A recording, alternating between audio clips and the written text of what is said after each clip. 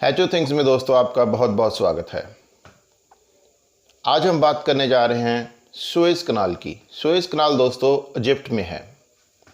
ये कनाल किसने बनाई, क्या इतिहास है इस कनाल का और क्यों एक वक्त ऐसा आया कि इस कनाल की वजह से दुनिया तीसरे विश्व युद्ध के द्वार पे जाके खड़ी हो गई, यही बातें हम इस वीडियो में आज जानेंगे। एक फ्रेंच डिप्लोमेट थे जिनका नाम था फर्डिनांड डी लिसिप्स। उनके बड़े ही दोस्ताना संबंध थे इजिप्ट के खदीवी के साथ। खदीवी पर्शियन लैंग्वेज में सुल्तान को कहा जाता है और उस वक्त इजिप्ट के खदीवी थे सैयद पाशा। इन दोस्ताना संबंधों के चलते सैयद पाशा ने डी लिसिप्स को परमिशन दी वो कैनाल के बारे में सर्वे करने की, वो कैनाल को बनाने की और अगले 99 ईयर्स तक उस कैनाल का देख रेख करने की। और डी लिसिप्स ने एक international commission of piercing the isthmus of Suez नाम की एक कमेटी बनाई जिसमें दुनिया भर से 13 एक्सपर्ट्स लिए गए। इस्थमस ऑफ सुएज दोस्तों उस धरती के टुकड़े को कहते हैं जो मेडिटेरियन सी और रेड सी दोनों को अलग करता था। 75 किलोमीटर लंबा टुकड़ा जिसकी खुदाई करनी थी, जिसकी खुदाई करने के बाद वो नहर कंप्लीट होनी थी।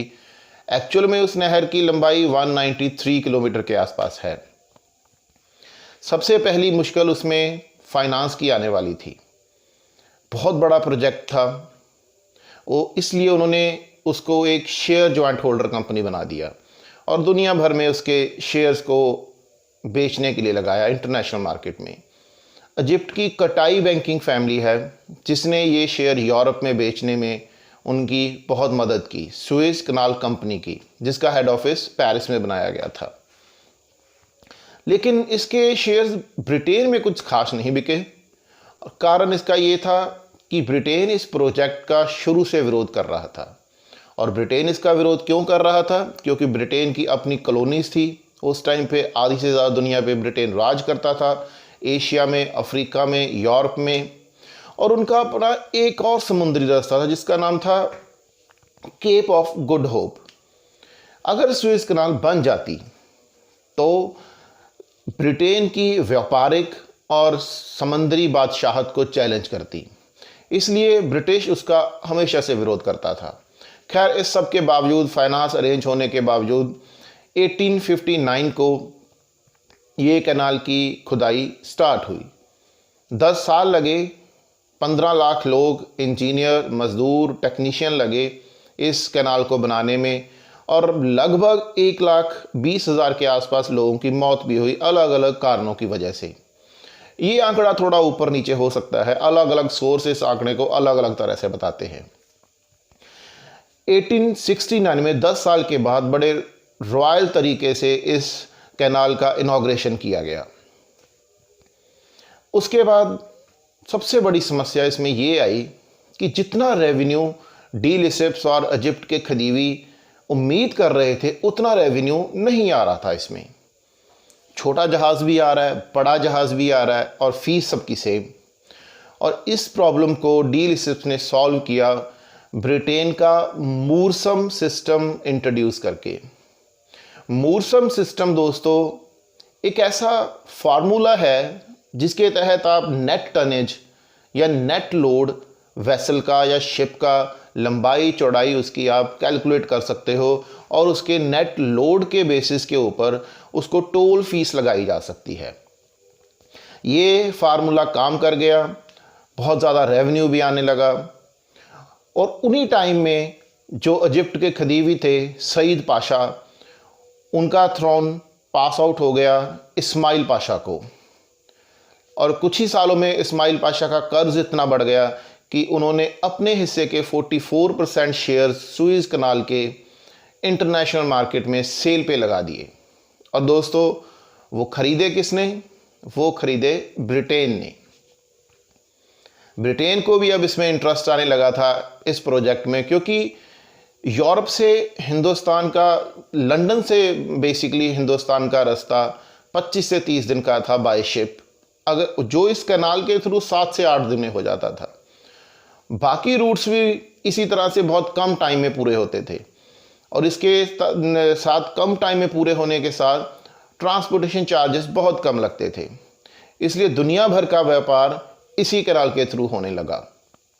और इसी के चलते ब्रिटेन ने इजिप्ट के ऊपर कब्ज़ा कर लिया, ऑफिशियली कब्ज़ा कर लिया, लेकिन इजिप्ट की गवर्नमेंट को नहीं तोड़ा गया, उसे अपना काम करने दिया गया। ब्रिटेन ने सिर्फ अपनी ट्रूप्स, अपनी आर्मी इजिप्ट में लाकर बिठा दी। खैर ये चलता रहा बहुत साल, और 1936 में एक एंग्लो इजिप्टियन ट्रीटी होती है। उसके तहत ब्रिटेन को पहली शर्त ये माननी थी कि वो अपने ट्रूप्स यहाँ से बाहर निकालेगा इजिप्ट से, और दूसरी शर्त ये थी कि वो इजिप्शियन आर्मी को ट्रेन भी करेगा in the case of war. और वो ट्रीटी हुई 1951 में। इजिप्ट ने वो ट्रीटी तोड़ दी। ट्रीटी तोड़ने का कारण था इजिप्ट में पॉलिटिकल चेंजेस का आना, लोग में अनरेस्ट था, जो पॉलिटिकल पार्टीज थी उनमें अनरेस्ट था कि उनकी ज़मीन के ऊपर एक कैनाल बनी है, उसमें से रेवेन्यू जनरेट होता है और वो रेवेन्यू पेरिस चला जाता है या इंग्लैंड चला जाता है।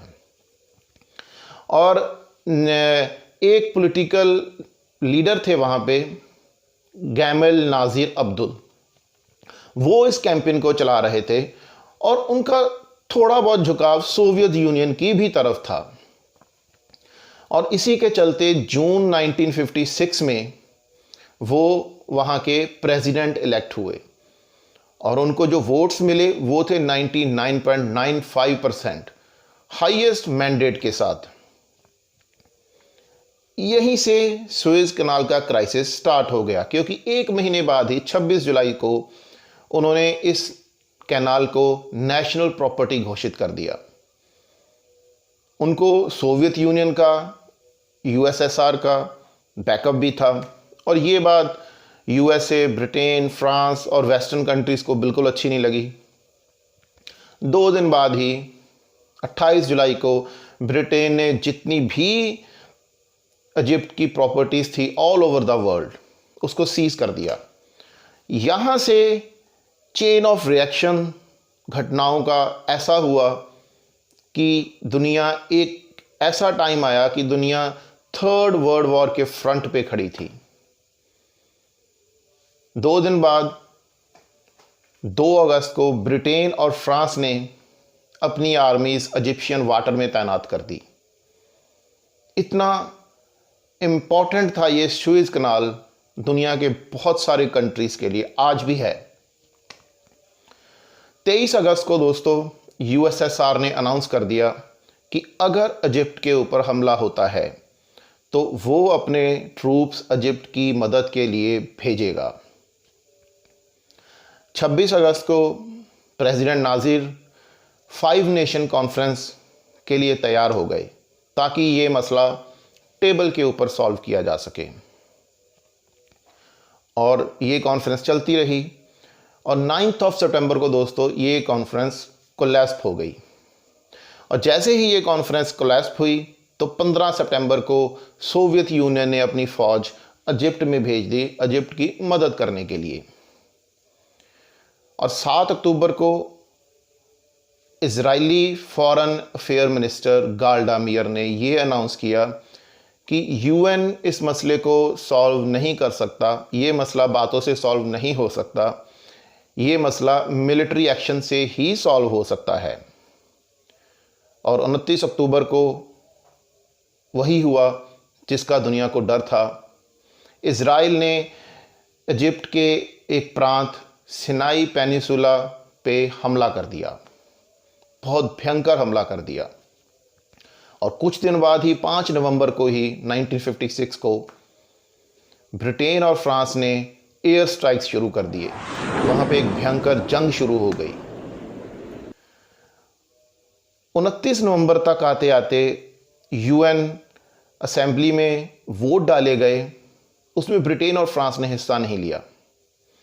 65 वोट इनके हमले के खिलाफ पड़े और 1 वोट इनके हमले के हक में पड़ा। यूएसए का भी बहुत प्रेशर था ब्रिटेन के ऊपर, फ्रांस के ऊपर, इजराइल के ऊपर, तो उन्होंने 1 महीने बाद अपना हमला रोक दिया।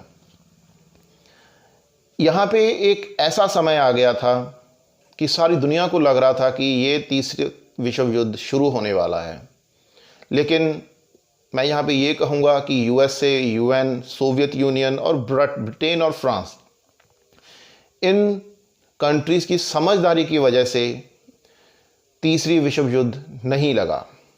अगर ये देश थोड़ी सी भी अक्लमंदी ना दिखाते तो डेफिनेटली थर्ड वर्ल्ड वॉर को नहीं टाला जा सकता था। खैर, उसके बाद इज़राइल वापस चला गया। इज़राइल ने 5580 प्रिजनर वॉर्स कैदी छोड़े इजिप्ट के 4 इजरायली सोल्जर्स के बदले में। फिर वहाँ पे ऑपरेशन शुरू हुआ सुएज़ कनाल को क्लियर करने का, क्योंकि उस युद्ध में 40 बड़े जहाज़ सुएज़ कनाल में डुबो दिए गए। 4 महीने ये प्रोग्राम चला उसे क्लियर करने का, और एंड में यूएन में ये फैसला होता है कि इस नहर पे इजिप्ट का ही कंट्रोल होना चाहिए, क्योंकि ये उनकी ज़मीन के ऊपर है। जो फैसला प्रेसिडेंट नाज़िर ने लिया था नेशनलाइज करने का, वो फैसला उनका सही था। जितना रेवेन्यू आएगा वो इजिप्ट गवर्नमेंट को ही जाएगा, और इस फैसले को पूरी दुनिया ने मान लिया। आज की डेट में ये जो रेवेन्यू इस कैनाल से आता है, ये सेकंड हाईएस्ट इनकम है इजिप्ट की टूरिज़्म के बाद।